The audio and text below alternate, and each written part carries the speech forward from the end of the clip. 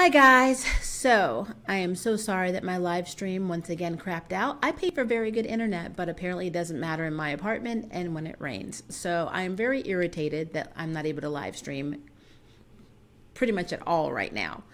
But that means that the Motherland Fort Salem Comic-Con inspired live stream is now a video. So please, please, please give me your comments below when we move into the video because I really want to know what you guys think about this. So here we go. In case you didn't know, it is now a Nerd Stream Friday video. Since I can't stream, my name is Maria Park, and this is Approach to Nerd. And we are talking about Motherland Fort Salem, Season 2 Comic-Con, kind of reactionary theories. That's the only way I can describe what we're doing. I had a bunch of questions that came up when I was watching the Comic-Con interview with the cast. And so I just kind of want to go along with some of the questions that I have and move on and basically see what you guys think, because there were a lot of things that were touched upon without spoiling anything from season 2, which I thought was interesting. So let's start. We're going to start from number 1. I've basically narrowed down to 10 things. So we're going to start with number 1. Number 1 is Tally. So Tally apparently is going to remember all of Alders' memories, and it's going to have an effect on her throughout all of season 2. Now, that does not tell us that she's not going to be a biddy. It doesn't say she's going to turn back and get her youth back or her old self at all. It just says that whatever she learns about Alder and sees in Alder's memories is basically going to have a huge impact on her. It did not say negative. It did not say positive. Maybe it's both. I mean, let's be fair. Alder's very shady. So she's had a lot of life and experience that other people haven't had, and I believe that was because of Chippewa's session, her basically involvement in winning that battle, and the Native Americans, I guess, were very grateful that Chippewa gave her the ability to be immortal and basically to use biddies to extend her youth. I really hope we see a flashback of that. That would be very interesting. I would love to see that whole Chippewa session thing. Like, how did that come to be? Why did they reward her? Why did, you know what I mean? Did they feel grateful because of the battle? Did they like her at all? I mean, there's so much that they could play with that. I would love to know, how that even came about. But however, all of these memories are going to have a huge impact on Tally. Side note, I do wonder how Garrett's going to be with Tally now. Is he going to still love Tally now that she's old? Because apparently he doesn't like or isn't in love with his wife. It is a 5-year commitment to spread his seed.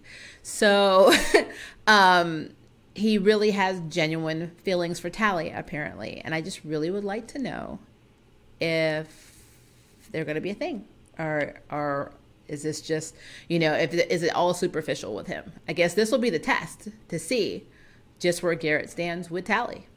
I mean, for all we know, in season 2, Garrett may be frontlining the charge to get her back, get her youth back, and to stop her from being a biddy. That would be interesting. I would be really curious to see how that plays out. So let's talk about the witch bomb and the fact that Abigail's actress said that her and Raelle were going to be inseparable now from this point on in season 2. So what does that mean? And are they the only two that can actually use the witch bomb? Can Abigail use? Is it like a booster? Like, how Raelle was able to heal everyone from the disease? Is the blast power that Abigail had amplified? Was it really Abigail that did that at the end of season 10 with the witch bomb? It'd be really interesting because Raelle is a fixer, Abigail is a blaster, and then Tally is a knower. So if it amplifies all of their abilities just by touch, that's actually pretty cool. But does it just work for whoever Raelle is connected to? Like, could Alder touch Raelle's hand and cause that effect? Or is it simply just the bond between Abigail and Raelle? I really wanted these answered in season 2. And then what is Petra going to use that for? And basically, you know what I mean? She's very political. Will Petra use the fact that her daughter created a witch bomb that nobody else has ever been able to do, along with Raelle, to pretty much move her political, interest forward to try and remove Alder as general, because she was gypped out of it when Alder was puppeting the president. So how far will Petra go to get rid of Alder? And I think we may see some of that in season 2, especially since she kind of has that little, she's got the trump card now with her daughter being able to do that. But this also parts into two different questions. So because Abigail and Raelle can do the witch bomb, does that mean they don't have to go to war college?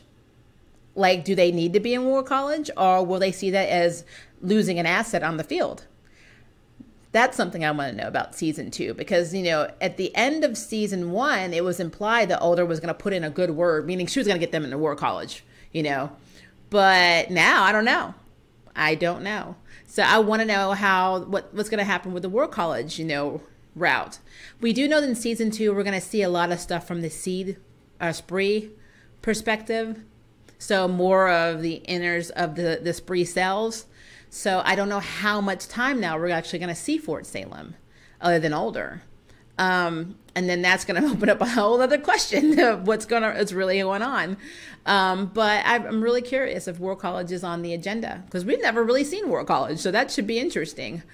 And then I guess my other question, which kind of ties into that too, is, so we were talking about President Wade, back to puppeting.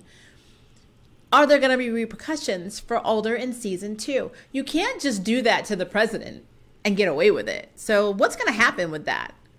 I mean, is President Wade going to save face? Because she doesn't want to get on there and say that, oh, I don't want to, have the president look weak by being puppeted by, a witch.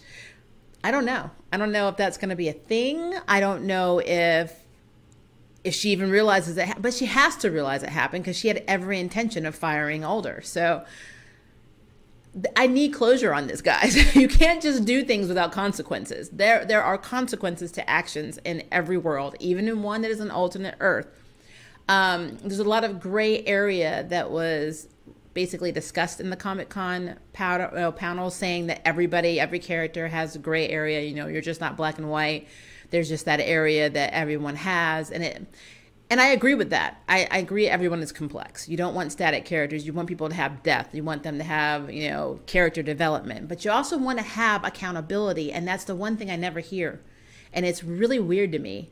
Like, consequences are not a bad thing. If you do something bad, there should be a consequence to it. You don't just get a pass because you're a likable character. That's irritating to me. So I need to know what's going to happen with President Wade. And then consequences also plays into Cilla. Now, a lot of people think that I hate Cilla. I do not hate Cilla. I don't care about Cilla and Raelle being together. I'm not anti-LGBT, which is hilarious, because how many times do I have to tell people, because I've gotten comments about this, that I am queer. I am in an LGBT marriage. So stop with that, because that is dumb. My thing is this. Cilla cause people to end their lives. I don't care what your belief is. I don't care how much trauma you had. I mean, it is what it is. You killed innocent people, and a ton of them. I keep going back to episode 1. I keep seeing that little girl that's watching Cilla in that, red hair face, the scary looking girl with the red hair's face. The little girl's just looking at her. She looked at this little girl and still did this spell and caused that little girl and a bunch of other little kids and their families to all go jump to their deaths. That is messed up. There needs to be a redemption arc for Cilla, because I personally, regardless of what the cast says, regardless of what other people say to me, until she actually does this thing called showing remorse for what she did to those people, I'm not subscribing to her. I'm sorry. I'm just not. Now, another disclaimer. Amalia Holmes and Cilla Ramshorn are two entirely separate people. Amalia Holmes is adorable. She's gorgeous. She seems really smart to me. I think she speaks multiple languages. She's funny. I love her. I love seeing the behind the scenes videos. I have no problem with Amalia Holmes at all. I think that her and Raelle are cute. But it does not take away from the fact that she has not once shown one iota of remorse for killing those people. She has not. I challenge you to find one episode. And I don't mean show me the episode where she hesitated for 5 seconds in the car before driving to the conscription, day to kill those people. I want you to show me one video where she talked to Anacostia and said, or because it's pretty much who she talked to was older in Anacostia. Yeah, I feel like we as witches get persecuted, and so I'm not happy with that, and it's messed up. But I do feel guilty for killing people. I feel guilty for killing my ex-boyfriend Porter because he would have basically found me out and ratted me out. No remorse. So the gray area conversation in Comic-Con, that part, using that in that scope kind of bothered me a little bit, because murder is murder. There's never going to be, unless it is self-defense, you're never going to convince me that killing like 1,600 people and your ex-boyfriend is a gray area. No, there's no gray area in murder. Sorry, that's a terrorist attack. If she had walked into a school and opened fire on children, but you liked her with Rael, it's the same mentality. I don't understand why people get so angry. And there have been some toxic comments based on that relationship because they think you're attacking Amalia Holmes, you're attacking their ship. You have to be able to separate that, because her and Rael are different than Cilla and Spree. It's completely different. So she needs a redemption arc in season 2 before I even 100% subscribe to this character. Because right now I do not. I generally do not like Cilla. And I know I'm going to get some hate for that. And in my 20s it would have bothered me, but I'm in my 40s now, so I really don't give a damn. It's just what it is. So moving on. So we're going to talk about the Camarera. So they are the big baddies of season 2, and it seemed to really have been the big baddies all along in season 1, but we just didn't really know about them a lot until like the last few episodes. So there's been an implication or I think Elliot Lawrence did imply that there may be a kind of truce between the Spree and Fort Salem because they have a common enemy. I would love to know, like, I don't know if we're going to see the cells from the Camarera, because you know how there's always a side to every story.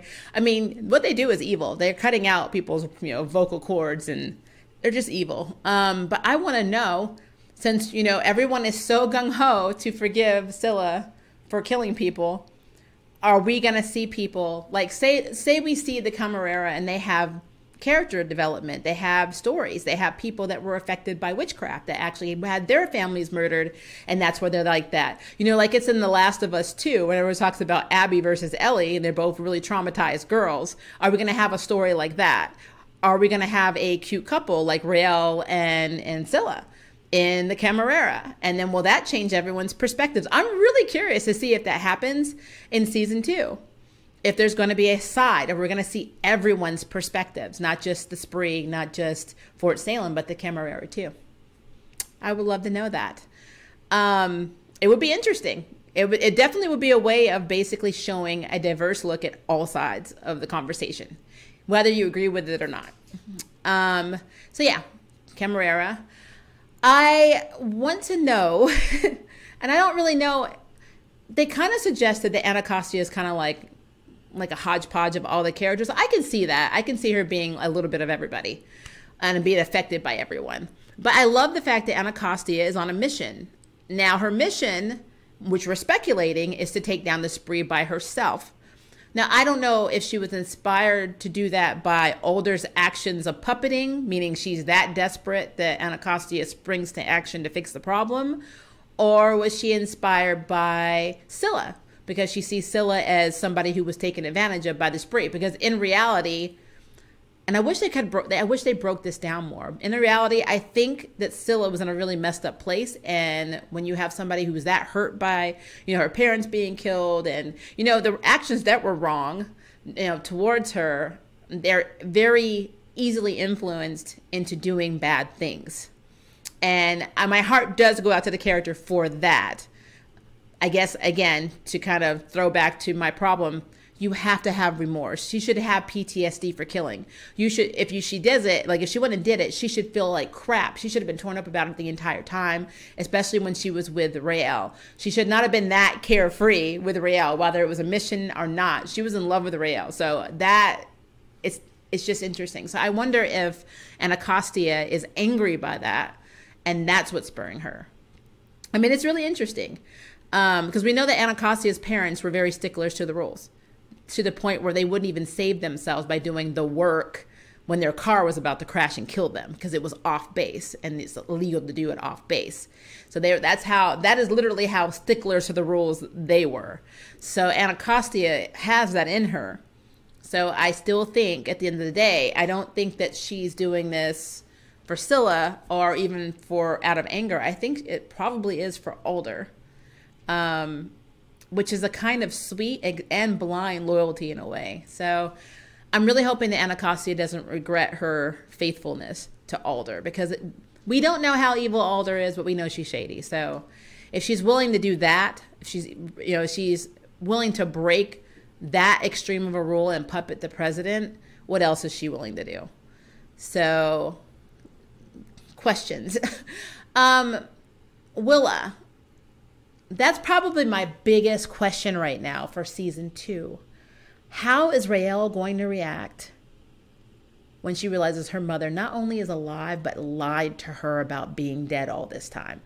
Put her own daughter in this emotional turmoil of losing her, which as someone who has lost their mother way too early, I understand what it's like to lose not only your mother, but your best friend. That is really messed up. And it's going to be even more messed up when she realizes that the woman that she's in love with and her mother, the two women in her life she supposedly loves the most, both lied to her. I mean, that's going to cause, you talk about a witch bomb. Like, she's going to explode. And Rael is not good at keeping her anger in check when she's hurt and defensive. So that's going to be a mess. And it also begs the question, did Rael's father know that his wife was alive? And if he didn't know, then poor guy, that's so messed up. Regardless of what Rael's mother had a problem with with the military, that is messed up to do, especially to do that to your own daughter. She orchestrated a relationship. She orchestrated her, a lot of really bad stuff through the spree. And she lied about being dead. And then remember, they're in the flashback episodes, earlier episodes with Alder. Alder even said that, Willa Collier was one of the finest soldiers she ever knew, or in that line, basically. So, or implied it, basically, that their family, it makes it seem like their family has a lot more members than what we saw on the witch, map when they were looking at all their families through their medallion. They didn't really show a lot with Rael. Like, Rael was like last generation. I actually understand if Rael, or don't understand, if Rael was the last of her line, why didn't she get excused or exempted like Tally did, since Tally was the last in her line? Couldn't they have made that, I mean, you would think that they would have made an exception for her being the last in her line. So really, Abigail was the only one that should have been there, because she's a bellwether. But then again, quite frankly, I don't know. She may be the last in her line now, too, with all the cousins and stuff dying and all the bellwethers being killed. It's so messed up. It's such a messed up. I am so excited for this series. And then the last thing that I want to talk about is Adil and his people are now going to be living in Fort Salem. How does that work? They don't trust the military. They sure as heck don't trust Alder for basically breaking, ancient vow never to use any of the songs as weapons. How are they going to survive in this base? How are they going to adapt? Where can they go, though? I don't even know where they're able to go now at this point. Nowhere is really safe for them. I know they've lived a life of like gypsies, but there are hardly none of them left. So they have no choice but to take in this, or let the military be their security. But their way of life is so drastically different. So how do you put pacifists in a war zone. So I really think the writers have a lot of stuff they got to deal with this season. There's a lot. I don't know if they're going to be able to do it all, honestly. But there's some things that need to be immediately addressed, and that's definitely, everything with Adil and his people. What's going to happen with them? I think there needs to be consequences for Alder. We need to know what happens. We really need to know what's going to happen with Tally and when she's going to stop being a biddy. Cilla needs to have an actual redemption. She needs to really think about what she's done because it's messed up. I really need them to figure, they don't have to resolve it, but I would really like to know this whole witch bomb thing. I really want to know. I really need to know how that witch bomb is related to Raelle and has related to now Abigail. Because it just seems like, it really does seem like a power booster, but what is it? Where did it come from? You know what I mean? What is the origin and why is it being kept from everyone?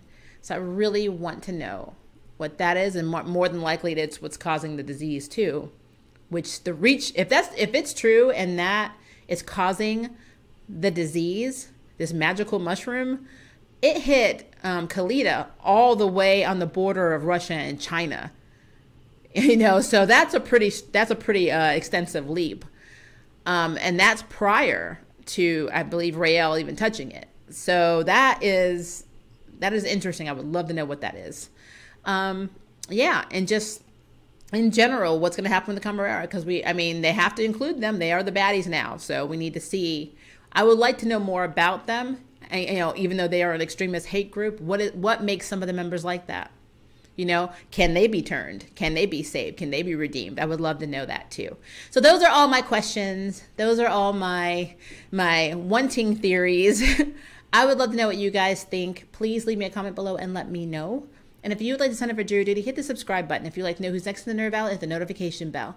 Until next time, I can't wait for you to approach the nerd. Bye, guys. Thank you for watching my video. I really appreciate it, but hey, the party doesn't have to stop now. Click on one of these videos and keep it going.